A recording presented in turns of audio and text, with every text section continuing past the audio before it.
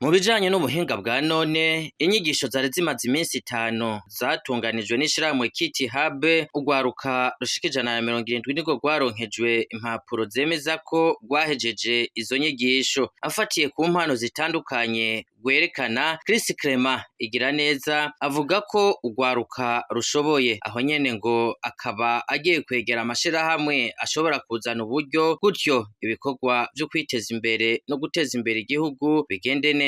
Chris Clement Igiraneza: ko vyagenze neza gose, bavyitavye ari benshi, twaronse urwaruka ruvuye mu hingo yose, eka twaronse n'amashirahamwe yaserutse. Novuga ko urwaruka rwashoboye kwerekana ubumenyi.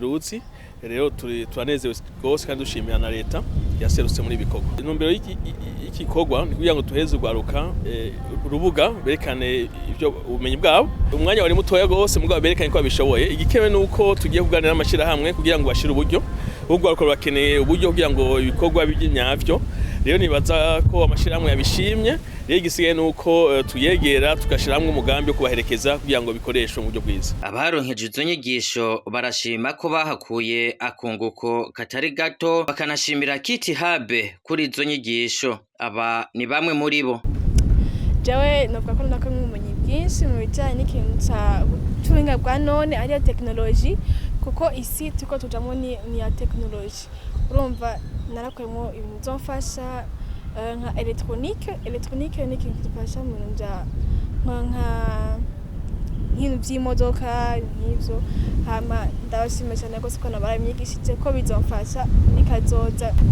Ico nakunze jewe ni robotique, kubera yamfashije kumenya kungene nshobora guprograma robot nshaka robot dufate ishobora kuza iroza nk'imodoka, ndashaka kuyikora jewe nyene ndafise ikungenda ikora, yamfashije kubimenya.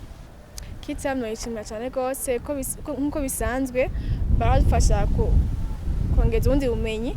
Twashimiye rero ko akaryo ko kubandanya twinova ibindi bintu bishasha kandi bizodufasha mu kazoza. Igiraneza asaba uwo wese abishoboye kwizigira urwaruka mu bijanye no kubaronsa uburyo bizotuma haba iterambere kuri bo no ku gihugu. Akamonika tutera imisi yose nuko urwaruka bakwiye kugwizigira, bakwiye no kuha uburyo, kuko ibi bikorwa bakora bisaba uburyo bwinshi, bisaba n'umwanya.